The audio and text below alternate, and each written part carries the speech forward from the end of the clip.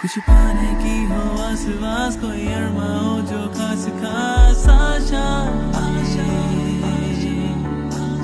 हर कोशिश में हो बार बार, करे दरियाओं को आर पार आशा। तूफानों को चिर के मंजिलों को छीन ले, आशाएं खिले दिल की, उम्मीदें हंसे दिल की। अब मुश्किल नहीं कुछ भी, नहीं कुछ भी। आशाएं खिले दिल की, उम्मीदें हंसे दिल की। अब मुश्किल नहीं कुछ भी, नहीं कुछ भी।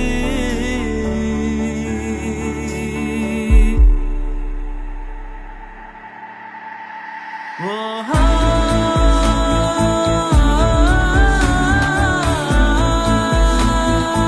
आयबीडीतून टाटा फोर्ट या संस्थेतून आलेला आहे. तर इथे येऊन या कल्पकघरामध्ये आल्यानंतरच एकदम असं वेगवेगळे डिझाईन्स केलेले बघितले. आधी लक्षात आली ती वेगवेगळ्या डिझाईन्स आहेत. नंतर लक्षात आलं त्यात मॅथमॅटिक्समध्ये भूमितीचा वापर केलेला आहे. हे डिझाईन बघूनच म्हणजे इमॅजिन होत होते आणि जर तुम्ही सांगितलं की ते भूमितीच्या यातून केलेले, तर तेव्हा परत एकदा नीट नजर वर करून पाहिली तर इतक्या बारीक सारीक पॉईंट त्याच्यामध्ये दिसले.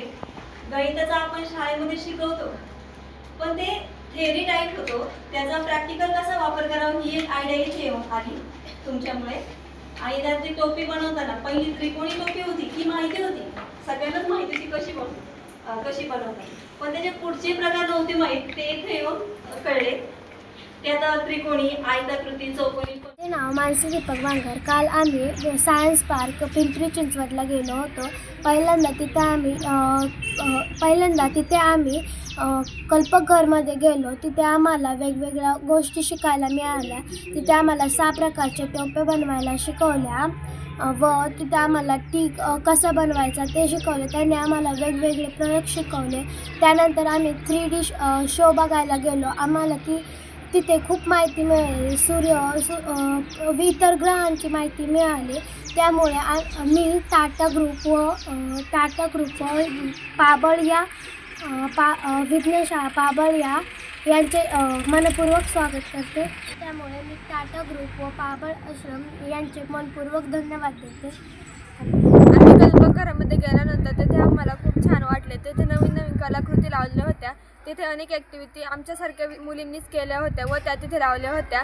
ते पाहून आम्हाला ते खूप आकर्षक वाटले व तेथे आम्हाला विक्रांत सरांनी विविध प्रकारच्या टोप्या बनवायला शिकवल्या. म्हणजे आम्ही याआधी एक प्रकारची कागदापासून टोपी बनवत होतो, पण कागदापासूनच तीच पद्धत फॉलो करत 4 ते 5 प्रकारच्या टोप्या बनवता येतील असे आम्हाला वाटले नव्हते. पण विक्रांत सरांनी आम्हाला त्या वेगवेगळ्या प्रकारच्या टोप्या बनवायला शिकवल्या व त्यांनी शेवटची ग्रॅज्युएशनची टोपी आम्हाला शिकवली होती.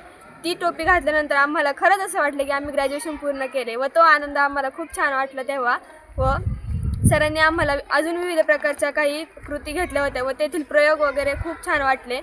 3D आम्हाला तेथे 3Dमध्ये प्राणी कसे असतात समुद्रातील ते दाखवले व ते पाहून आम्हाला खूप छान वाटले. धन्यवाद.